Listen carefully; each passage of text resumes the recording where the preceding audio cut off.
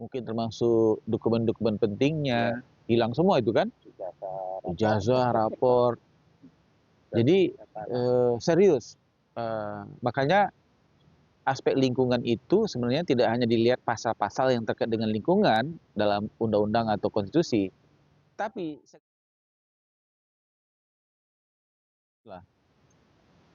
kalau masalah lingkungan itu berdampak kepada kehidupan masyarakat, ya, sampai ada yang meninggal, seperti kasus di Sumatera kan sudah melewati angka 1.000 ya.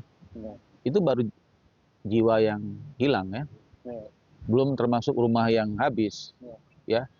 Jadi sebenarnya yang terganggu kehidupan tidak hanya hilang 1 nyawa, 2 nyawa, tapi ini hilangnya sampai 1.000 lebih. Kemudian kehidupan itu sendiri, misalnya orang kehilangan rumah di sebelah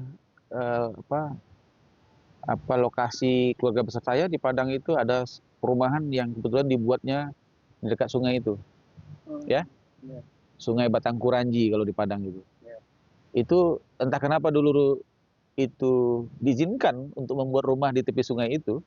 Apakah tidak ada tata kota yang melarang membuat ketentuan berapa jaraknya antara perumahan dengan sungai? Nah, dibuatlah perumahan 25 rumah, dan karena banjir itu 25 rumah itu hanyut. Hanyut itu berarti ya orangnya mungkin selamat ya, tapi isinya ya peralatan-peralatan rumahnya, kasurnya, semualah. Mungkin termasuk dokumen-dokumen pentingnya, hilang semua itu kan? Ijazah, rapor. Jadi serius. Makanya aspek lingkungan itu sebenarnya tidak hanya dilihat pasal-pasal yang terkait dengan lingkungan dalam undang-undang atau konstitusi, tapi segala hal yang terkait dengan kehidupan manusia itu kan terkait dengan lingkungan. Kalau lingkungannya rusak, implikasinya kepada kehidupan manusia, hilang nyawa, ya kan? Kalau lingkungannya polusi, menimbulkan penyakit. Makanya nggak boleh bikin pabrik di tepi sungai, kemudian pelimbahnya langsung ke sungai. Nanti orang bisa keracunan. Tidak hanya orang, binatang pun bisa. Nah, binatang kan minumnya di sungai juga. Jadi serius. Nah, pertanyaannya adalah kalau terjadi bencana akibat itu, perbuatan kebijakan itu, siapa yang tanggung jawab? Itu bisa berlapis ya. Lapisan pertama itu gini, apakah kita sudah punya pengaturan yang baik tentang pelindungan lingkungan? Ya, satu. Karena bisa jadi hukum itu masalahnya memang pengaturannya tidak bagus. Ya. Iya kan? Memang pengaturannya tidak bagus. Misalnya contohnya Undang-Undang Cipta Kerja itu masalahnya sampai kan di situ. Dia kan tidak lagi mewajibkan orang untuk membuat sesuatu bisnis atau mengeksploitasi alam itu tidak ada kewajiban untuk AMDAL-nya lagi. Ya kan? Dulu kan harus ada AMDAL. Ini kan harus begitu. Apa sekarang udah nggak ada? Nggak ada. Nah, itu salah satu bunyi dari Undang-Undang Cipta Kerja yang dipermasalahkan oleh aktivis lingkungan. Orang sekarang itu bisa bikin sendiri self-assessment tentang lingkungan itu. Oh, nggak wajib lagi ya? Enggak. Ini contoh. Itu menurut saya sudah, artinya di situ kan negara tidak mengambil langkah maksimum untuk memproteksi lingkungan.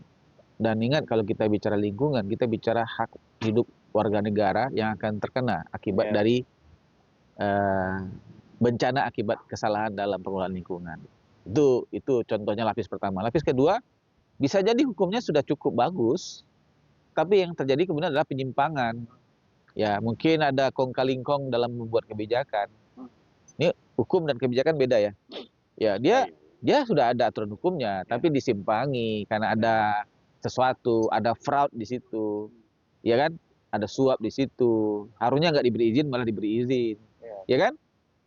Atau ada mismanagement, tidak ada monitoring, tidak ada evaluasi, dikasih izin tapi kemudian nggak dikontrol, ya, pengawasannya nggak jalan. Jadi banyak lapisannya itu yang bisa dipersoalkan. Ya orang bisa menuntut pemerintah dan korporasi yang merusak alam itu. Jadi serius. Ya mungkin juga kebijakan bagaimana menata apa lokasi perumahan masyarakat gitu. Makanya di banyak negara kita lihat di tepi-tepi sungai besar itu kan tidak ada rumah.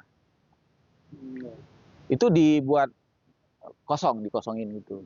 Betul-betul cuma tempat orang nongkrong aja gitu. Ya ada jarak yang sekian dengan meter lah dari sungai. Sehingga dampaknya sungainya bisa bersih dan nyaman gitu. Dan kalau terjadi suatu banjir kan nggak langsung kena gitu kan. Kalau ini enggak kan. Bayangkan kalau di Kalimantan, Sungai Kapuas tuh kalau terjadi banjir, kan masyarakat kiri kanan tuh rumah.